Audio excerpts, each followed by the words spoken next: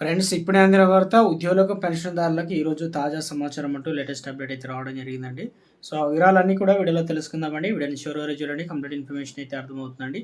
ఇలా ఇంకెవరైనా సరే మన ఛానల్ సబ్స్క్రైబ్ చేయకుండా చూస్తున్నట్లయితే వెంటనే మన ఛానల్ సబ్స్క్రైబ్ చేసుకోండి. ప్రభుత్వం నుంచి వచ్చే లేటెస్ట్ అప్డేట్స్ కూడా ముందుగానే మీ ఫోన్ నోటిఫికేషన్ రూపంలో అందించడం జరుగుతుంది. అదేవిధంగా లైక్ చేయడం మర్చిపోతున్నారు. వెంటనే లైక్ చేయండి. లేట్ చేయకుండా వీడియోలకైతే వెళ్ళిపోదామండి. ఇందుకు సంబంధించి నోటిఫికేషన్ వచ్చిందండి. క్లారిటీగా తెలుసుకుందాం. భారత రాజ్యాంగం అమల్లోకి వచ్చిన 75 సంవత్సరాలు పూర్తవుతున్న సమాన పనికి సమాన వేతనం అమలు కావడం లేదు. దీనివల్ల దేశంలో సామాజిక ఆర్థిక అసమానతలు తీవ్రంగా పెరిగిపోతున్నాయి. కేంద్ర రాష్ట్ర ప్రభుత్వ ఉద్యోగులకు కాంట్రాక్ట్ అవుట్సోర్సింగ్ ఉద్యోగుల పేరుతో అనేక సౌకర్యాలు తగ్గించి తక్కువగా వేతనాలుతో ఎక్కువ పని చేయించుకుంటున్నారు. ఇది రాజ్యాంగం కల్పించిన ప్రాథమిక హక్కు ఉల్లంఘించడంతో పాటు ఆర్థిక, సామాజిక భద్రత లేకుండా చేస్తూ బహిరంగ శ్రమ దోపిడీకి దారితీస్తుంది. రాజ్యాంగ పౌరులకు కల్పించినటువంటి హక్కులకు సంబంధించిన అంశాలను పరిశీలిద్దాం.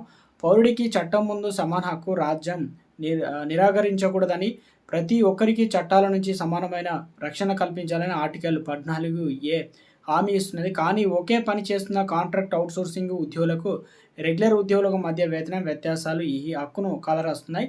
కాంట్రాక్ట్ అవుట్సోర్సింగ్ ఉద్యోగులకు, రెగ్యులర్ ఉద్యోగులపై సమాన రక్షణ ప్రభుత్వాలు కల్పించడం లేదు. రక్షణ కల్పించాల్సిన ప్రభుత్వాలే కాంట్రాక్ట్ అవుట్సోర్సింగ్ ఉద్యోగుల శ్రమ భక్షిక వారిని పేదరికంలోకి, నిరంతరం అభద్రతలోకి నెడుతున్నారు. మరో అప్డేట్ వచ్చిందండి. 77.35 లక్షల మందికి అధిక పింఛన్ అర్జన తిరస్కరణ. దేశవ్యాప్తంగా అందిన 17.49 లక్షలు 24,000 మందికి పెన్షన్ నిర్ధారణ, దరఖాస్తుల పరిష్కరణ స్థితిలో చర్చించినటువంటి ఈపీఎఫ్ఓ, సిబిటి. అధిక పింఛన్ కోసం వచ్చిన దరఖాస్తులు 7.35 లక్షల అనర్హులుగా ఉద్యోగుల భవిష్య నిధి కార్యాచరణ ఈపీఎఫ్ఓ లెక్కలు తేలిందనమాట. సుప్రీంకోర్టు మార్గదర్శకాలకు ఉండాల్సిన అర్హత లేవని స్పష్టం చేసింది.